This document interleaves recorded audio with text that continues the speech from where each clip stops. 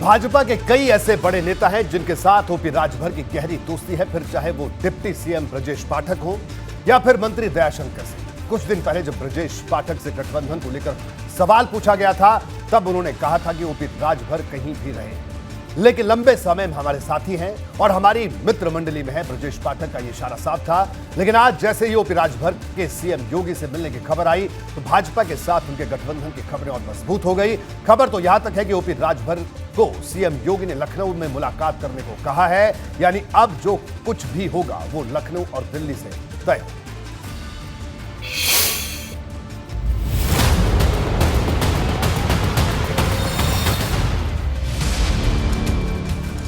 OP Rajbhar ने बेटे अरुण राजभर की शादी के बाद नए गठबंधन के शुभ मुहूर्त पर काम शुरू कर दिया है।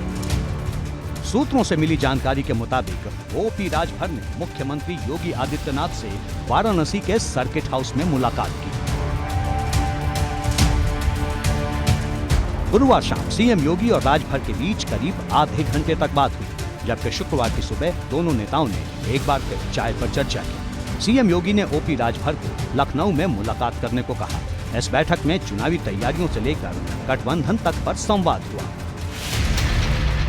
मतलब साफ है कि भाजपा और सुभाषपा के बीच नजदीकियां बढ़ती जा रही हैं। इससे पहले जब अरुण राजभर की शादी का कार्यक्रम हुआ तो उसमें डिप्टी सीएम केशव प्रसाद मौर्य और ब्रजेश पाठक के साथ साथ पार्टी के प्रदेश अध्यक्ष भूपेंद्र चौधरी भी शामिल हुए थे। इस कार्यक्रम को पारिवारिक कहा जा सकता है, लेकिन ओपी राजभर की सीएम योगी से हुई मुलाकात शुद्ध रूप से सियासी है। हालांकि इस मुलाकात पर ओपी राजभर ने गोलमोल जवाब देना ही बेहतर समझा। ना हमारी मुख्यमंत्री जी से मुलाकात है, ना कोई बात है।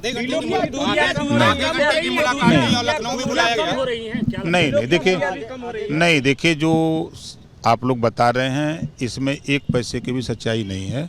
हमारी उनकी मुलाकात ही नहीं हुई तो फिर आधे घंटे और 10 मिनट की बात का कहा जाए। हमारी उनकी कोई मुलाकात नहीं, ना कोई बातचीत है। नहीं, आपके बेटे अब वो करते हैं, चाय पर भी आप लोग बैठे थे? नहीं, ऐसा कुछ नहीं।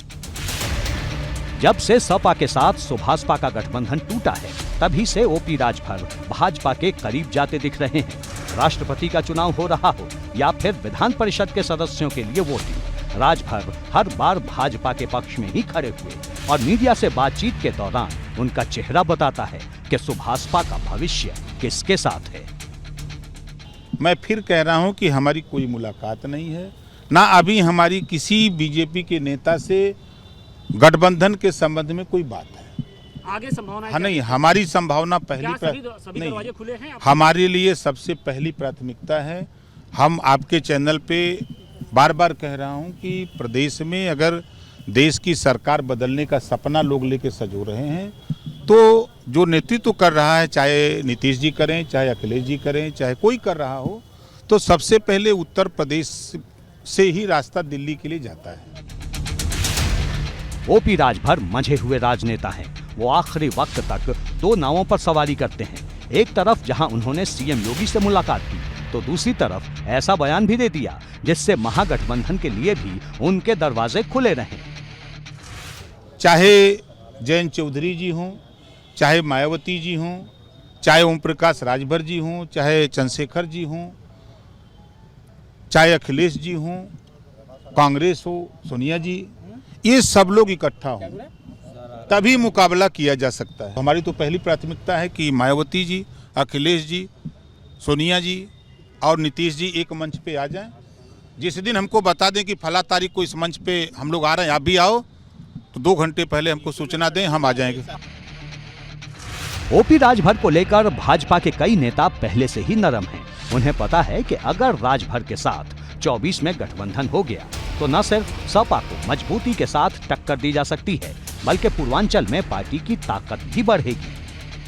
ओम प्रकाश राजभर जी ने अभी पिछले विगत जो चुनाव हुआ हमारा विधान परिषद का, हम लोगों को अपना सहयोग देने का काम किया है, अपना समर्थन देने का काम किया है, वोट देने का और अपनी पार्टी के विधायकों का वोट दिलाने का काम किया है।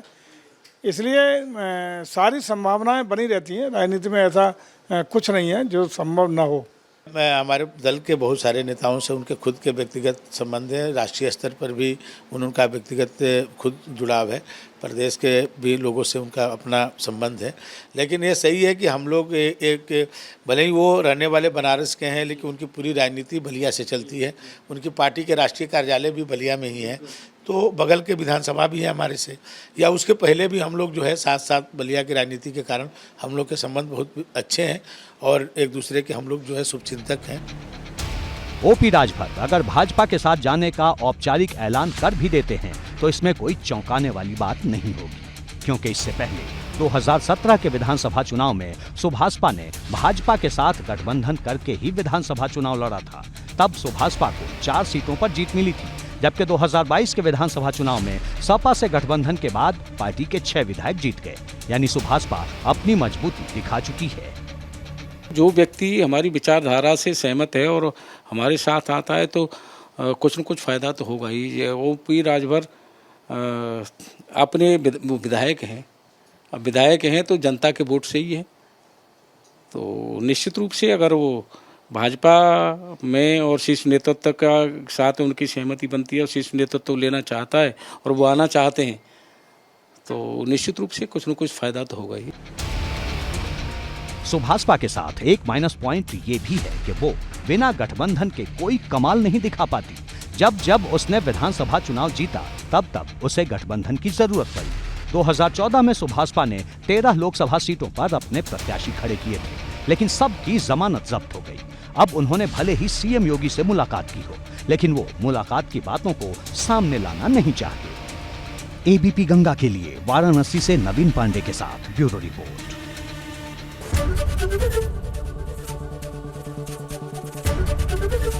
एबीपी गंगा, खबर आपकी, जुबान आपकी।